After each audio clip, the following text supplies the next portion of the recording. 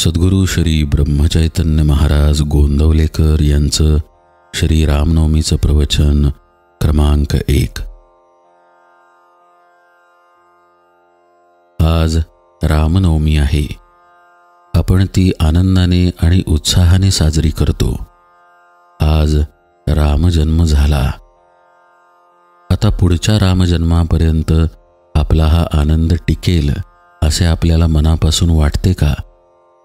आपली भीती, काळजी, तळमळ दूर झाली का? जर झाली नसेल तर हा रामजन्माचा आनंद उत्सव त्या दिवसापुरताच आहे असे म्हणायला पाहिजे। मग आपण रामजन्म महिनाभर जरी साजरा करत राहिलो तरी त्याचा काय उपयोग? खऱ्या अर्थाने जर आपण रामजन्म साजरा केला नाही तर त्यामुळे मिळणारा आनंद कायम कसा राहील?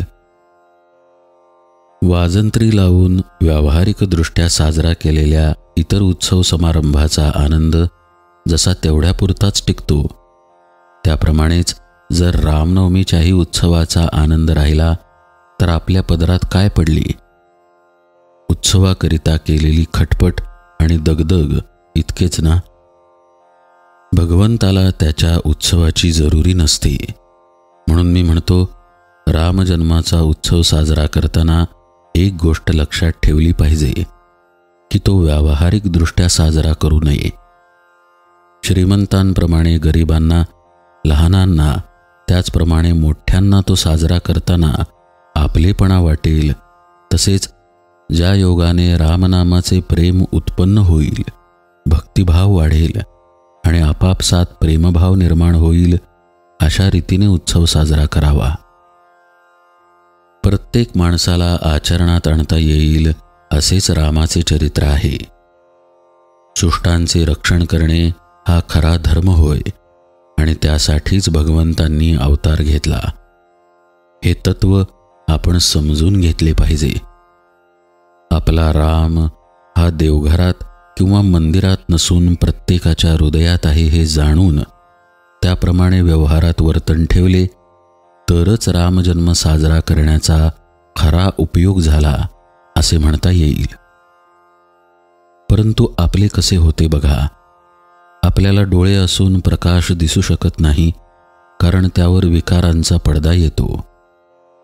डोळ्यांवर दृष्टी कमी करणारे आच्छादन येते आणि डॉक्टर ते ऑपरेशन करून दूर करतात। परंतु ज्याप्रमाणे ऑपरेशन झाल्यावर डॉक्टरांनी सांगितलेले औषध, पथ्यपाणी वगैरे चालू ठेवायला लागते, त्याप्रमाणे नीतिधर्माचे आचरण ठेवून साधू संतांनी सांगितलेले नाम अत्यंत आवडीने घेणे जरूर आहे।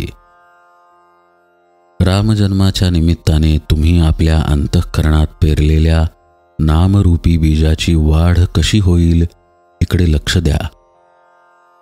प्रत्येक वर्षाच्या रामजन्माबरोबर रामनामाच्या प्रेमाची वाढ होऊन त्यामुळे मिळणाऱ्या आनंदात अधिकाधिक भर पडावी, हेच रामजन्माच्या उत्सवाचे खरे फळ होय। राम करता आहे ही भावना दृढ होऊन मन रामनामात जास्तीत जास्त रमणे हीच रामजन्म साजरा केल्याची फलश्रुती होय। जानकी जीवन स्मरण जय जय राम।